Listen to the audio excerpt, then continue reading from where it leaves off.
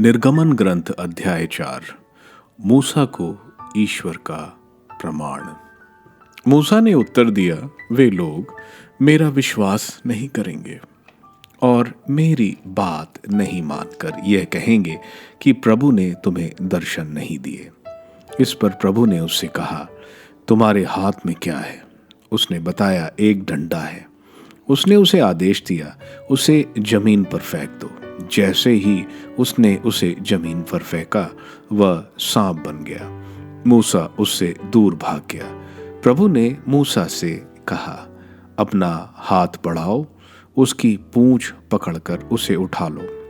उसने अपना हाथ बढ़ाया और उसे पकड़ लिया। उसके हाथ में वह फिर डंडा बन गया। तुम्हारे ऐसा करने पर उन्हें विश्वास होगा कि उनके पुरखों के ईश्वर इब्राहिम, इसहाक और याकूब के प्रभु ईश्वर ने तुम्हें दर्शन दिए हैं। फिर प्रभु ने उससे कहा, अपना हाथ भीतर सीने पर रखो। उसने अपना हाथ भीतर अपने सीने पर रखा, परंतु जब उसने उसे निकाला तो उसके हाथ पर हिम की तरह श्वेत कोढ़ हो गया था।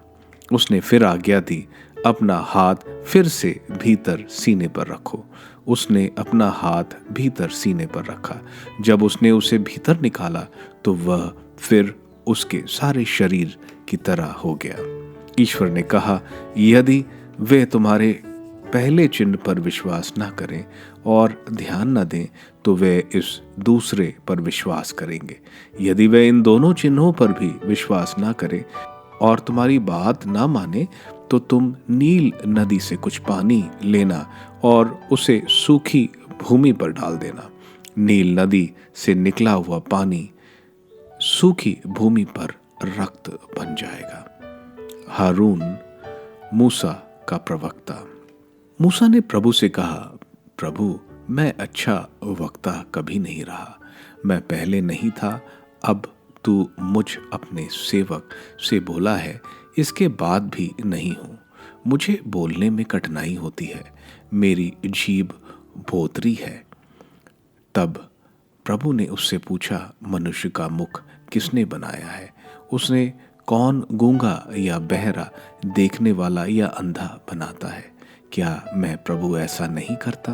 अच्छा, अब जाओ, मैं बोलने में तुम्हारी सहायता करूंगा और तुम्हें जो कहना है उसे बता दूंगा।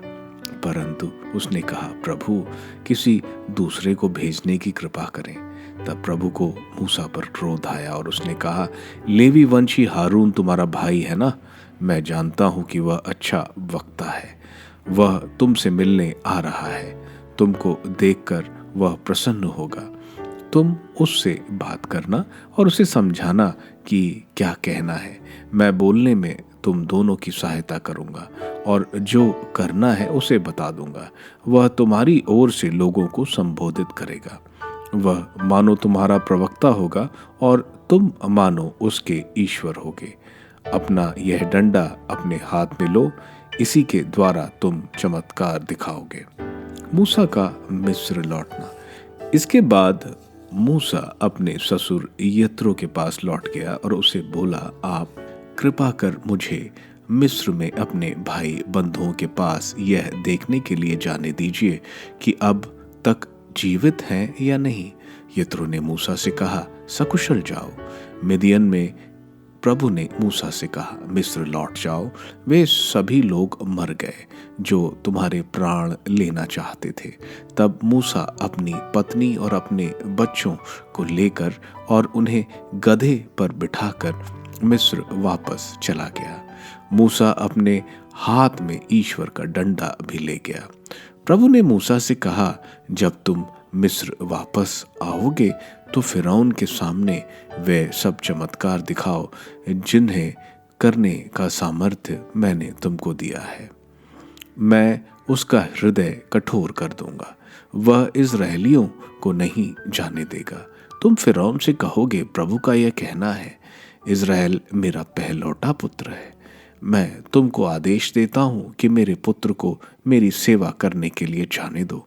यदि तुम इसे नहीं जाने दोगे तो मैं तुम्हारे पहलौठे पुत्र को मारूंगा। मार्ग में एक विश्राम स्थल पर प्रभु उससे मिला और उसने उसे मार डालना चाहा। तब सिपोरा ने एक चकमक पत्थर का टुकड़ा लेकर अपने पुत्र का खतना किया और कटी हुई चमड़ी से उसे मूसा के पैरों का स्पर्श कर कहा, अब तू निश्चय ही रक्त के कारण मेरा दूल्हा हो। प्रभु ने उसे छोड़ दिया। खतना हो जाने के कारण ही उसने उससे कहा, तुम रक्त के कारण मेरा दूल्हा हो। मूसा की हरौन से भेंट। प्रभु ने हरौन को मूसा से मिलने के लिए निर्जन प्रदेश जाने की आज्ञा दी। इसलिए वह ईश्वर के पर्वत के पास मूसा से मिला और उसका चुंबन किया। मूसा ने हारून से प्रभु की वे सारी बातें कही जो उसने उससे कही थी, और वे सब चिन्ह भी बता दिए जिन्हें दिखाने की आज्ञा उसे दी गई थी। इसके बाद मूसा और हारून ने जाकर इजरायलियों के सब नेताओं को एकत्रित किया। हारून ने भी वे सब बातें बताईं जो प्रभु ने मूसा से कही थी, और लोगों के सामने उसने वे चिन्ह भी दिखाए।